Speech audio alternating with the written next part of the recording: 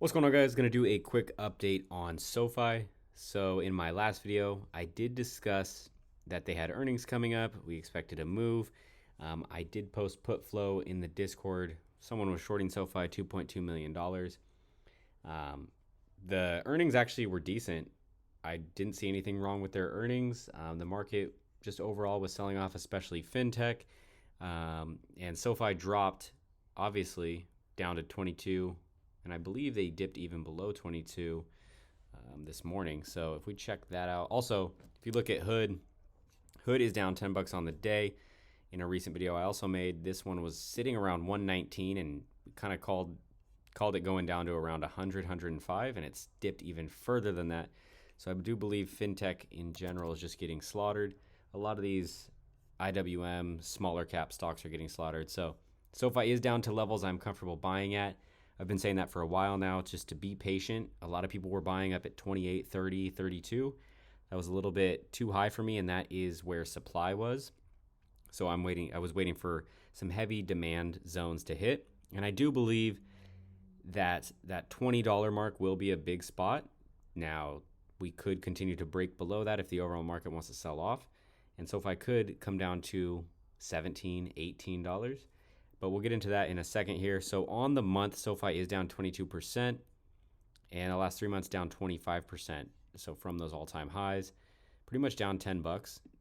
And I do think we have a good opportunity here heading into potential S&P 500 inclusion in March. And this is usually how the market goes. You'll see accumulation phases. You'll see big sell-offs where a lot of retail will panic and sell. Meanwhile, larger institutions are accumulating during these times of selling.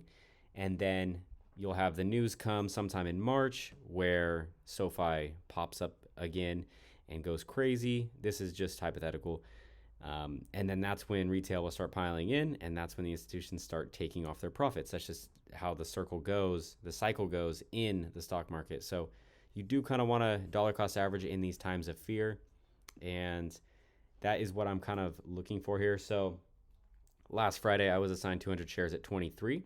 I currently have 275 shares of SoFi at 23.10, which I'm comfortable with. I'm not worried about it. It's just shares. My goal is to get to 500 shares, before that S&P 500 inclusion. So I do actually hope we continue to dip. And then if we were to dip under 20, say to this blue area, that is where I would add leaps. And then I really don't want to see SoFi go below 1651. This is kind of like a stop zone. So we'll have to wait and see for that. And then looking at the flow, just for today, you do see 1.1 million inputs. But that is out to January of 2027. That is the biggest flow we saw today. If we were to filter this just to historical flow for SoFi to last week, with all expiries, all premiums, you can see that the put flow heavily outweighed the call flow, so we could anticipate this move down. And I am going to be waiting to see call flow start to come back in for SoFi before I buy those leaps. But I'm going to be patient here, as I do think the market could continue lower, and I do think SoFi could continue to come down. So I think just dollar cost averaging, even selling those puts, I actually didn't mind getting assigned at 23, although SoFi is sitting at 22. If I did want to pick up an additional 100 shares, maybe even this week, I could sell a put. As the put premium spikes, because SoFi is going down, you could go out to something like February 20th, and say if I'm really picky and I'm like, no, I don't want SoFi unless it's $20, well, I could at least collect some premium if it never hits 20. And if it does, well, at least I was patient and got my fill that I wanted. So that's kind of how I'm using it. I might even sell this $20 put since that's where I want it. And then if I were to get the buy zone I want for leaps, I would probably be looking at January of 2027, just knowing myself. You could even go further than that, and they're really not that expensive. And this is another way, say you don't have a lot of funds to spend and you don't have $2,200 to buy 100 shares of SoFi.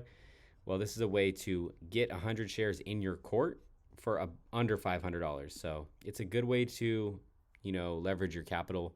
And that way, God forbid, let's say SoFi goes to $0. You're not going to lose all of this. You would only lose the 460. So it is a great way to be exposed to a stock, but limit your downside risk. So that's pretty much all I have. Just wanted to do a quick update on SoFi and still eyeing it, still eyeing CCCX, but just been really busy with work. The videos aren't coming as often as they were, not as involved in the market right now, just super busy. So let me know what you guys are buying. Put me onto some stocks since I am not watching the market as closely right now. And yeah, please like and subscribe and have a good one.